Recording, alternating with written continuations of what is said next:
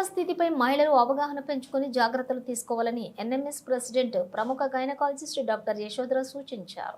45 సంవత్సరాలు దాటిన ప్రతి మహిళ తమ ఆరోగ్యం పట్ల శ్రద్ధ తీసుకోవాలని, కనీసం ఏడాదికి ఒకసారి గైనకాలజిస్ట్ వద్దకు వెళ్లి పరీక్షలు చేయించుకోవడం మంచిది. నెల్లూరు నుంచి డాక్టర్ యశోధరతో మా ప్రతినిధి కమరుద్దీన్ ఫేస్ టు ఫేస్.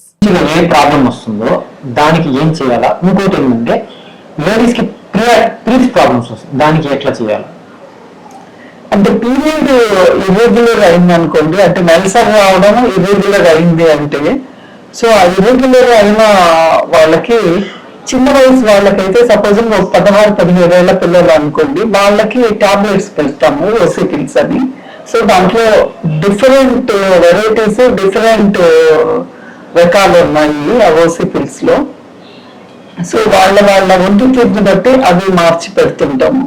అది పీరియడ్ ఇర్రెగ్యులర్ అయితే వచ్చేది. సపోజ్ అదే ఒక 35 years అమ్మాయి ఉందనుకోండి, ఆ అమ్మాయిలో పీరియడ్ ఇర్రెగ్యులారిటీ ఉందనుకోండి, వాళ్ళు గబగబా వెళ్ళి ఆపరేషన్లు కావాలని చెప్పి చేయిస్తుంటారు, which is not good.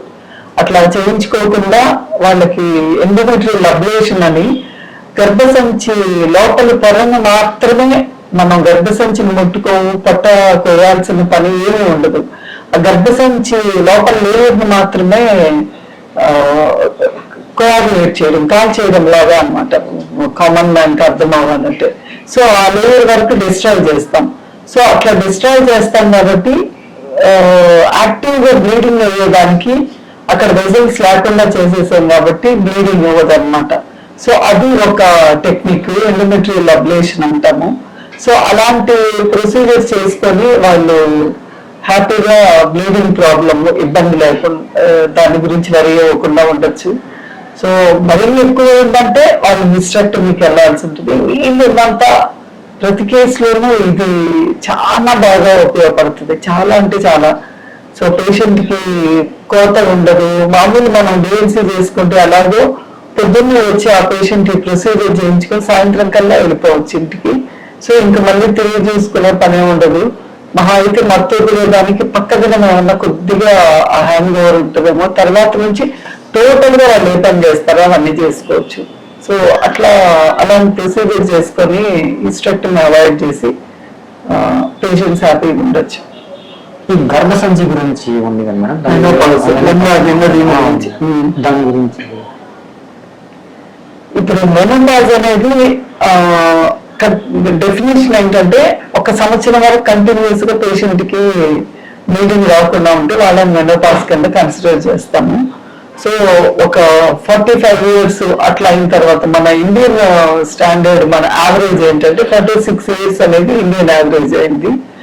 So 46-45 years age ప్రాంతంలో నెలలు 1 సంవత్సరం పాటు రాకుండా అయిపోయాయంటే వాళ్ళని మనం మెనోపాజ్ వచ్చిందని కన్సిడర్ చేస్తాం. సో ఈ మెనోపాజ్ వచ్చిన వాళ్ళల్లో ఏంటంటే ఈస్ట్రోజన్ హార్మోన్ అనేది తగ్గిపోద్ది కాబట్టి తలలో ఉండే హెయిర్ దగ్గర నుంచి కాలు గోళ్ళ వరకు ఉండే ప్రతి ఆర్గాన్ని ఎఫెక్ట్ చేస్తుంది. అంటే ఇది ఎంత ఇంపార్టెంట్ అనేది అర్థం చేసుకోవచ్చు.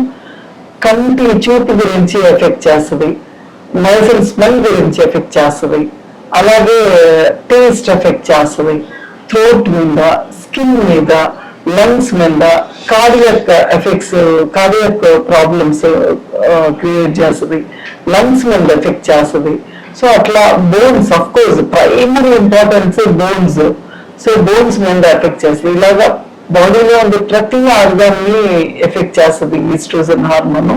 సో అలాంటి ఈస్ట్రోజన్ హార్మోన్ సడన్ గా అయిపోవడం వల్ల ఏమవుతుందంటే వాళ్ళు అన్ని ఆర్గాన్స్ ఇబ్బంది పడతారు. పేషెంట్ అసలు సైకలాజికల్లీ డిప్రెషన్ లోకి వెళ్తారు అనమాట. సో అందుకని this is very very important. మళ్ళీ పేషెంట్స్ ఇందాక అనుకున్నట్టు మనం కొద్ది చిన్న బ్లీడింగ్ ప్రాబ్లం, కొద్దిగా ఏదో వైట్ డిశ్చార్జ్, అన్ని పరిమాణాలు పిచ్ కంప్లైంట్స్ ఉంటుంటాయి. పేషెంట్స్ పరిగెత్తుకుంటే వెళ్ళి డాక్టర్ని నాకు వద్దు ఆపరేషన్ చేయండి అని గొడవ పెట్టి ఆపరేషన్ చేయించుకుని చాలా మంది పేషెంట్స్ మేము వద్దమ్మా మీకు అనవసరం అని చెప్తే మా దగ్గర వదిలేసి ఇంకో హాస్పిటల్ వెళ్ళి ఆపరేషన్ చేయించుకున్నాడు అన్నారు. సో అట్లా చేస్తుంటారు. అంత ముచ్చటపడి గబగబా చేసుకోవాల్సిన పని లేదు, చేసుకోవడం కూడా మంచిది కాదు. సో సర్జికల్ గా ఆపరేషన్ అయిపోగానే ఏమవుతుందంటే ఈస్ట్రోజన్ లెవెల్ కూడా తగ్గిపోతుంది, ఓవరీస్ ఉంచినా సరే. అందుకని అలాంటి పేషెంట్స్ ఇట్లా మెనోపాజ్, సర్జికల్ మెనోపాజ్ అంటాం వాటిని, మెనోపాజ్ వస్తుంది.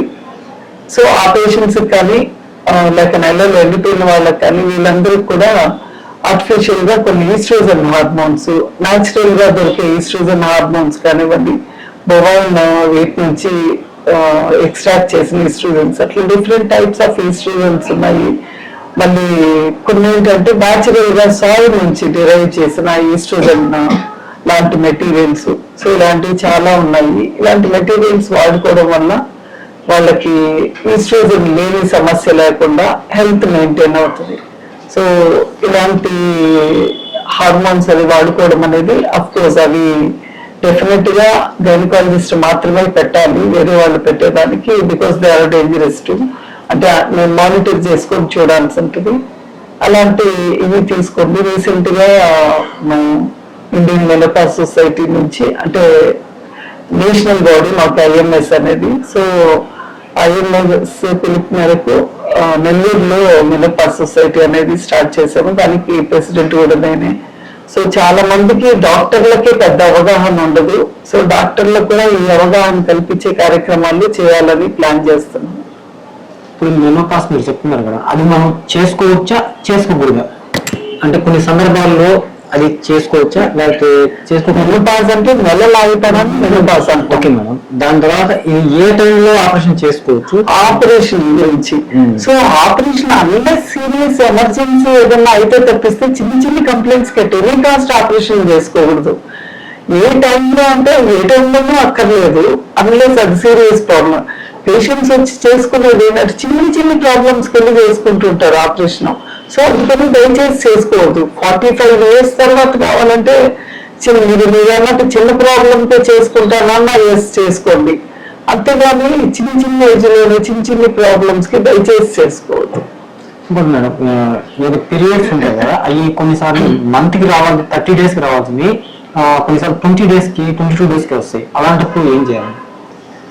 సో పీరియడ్ దగ్గర వస్తుంది పేషెంట్స్ కూడా. ఇప్పుడు నేను చెప్పిన ఎండోమెట్రియల్ అబ్లేషన్ అనే ప్రొసీజర్ చేసుకోవచ్చు. అదే చిన్న అమ్మాయి అనుకోండి, సపోజింగ్ ఒక 20-25 years లోపల అమ్మాయి అనుకోండి, వాళ్ళకి మనము ఓసీ పిల్స్ పెట్టచ్చు. సో ఆ ఓసీ పిల్స్ లో different kinds of OC pills ఉన్నాయి, అవి ఇస్తే సరిపోతుంది వాళ్ళకి. ఇది మేడం చెప్పేది ఏంటంటే తొమ్మిది ఎక్కడ కూడా ఆపరేషన్ చేయించుకోవద్దు. ఏదైతే డాక్టర్ దగ్గర డిసిషన్ తీసుకుని ఏదైతే కరెక్ట్ చేయించుకుంటే మంచిది, లేదంటే అవసరం లేదనే దాని మీద ఈరోజు యశోధర గారు చెప్పారు. కెమెరామెన్ ప్రవీణ్తో సమృద్ధి TV 45 న్యూస్ నెల్లూరు.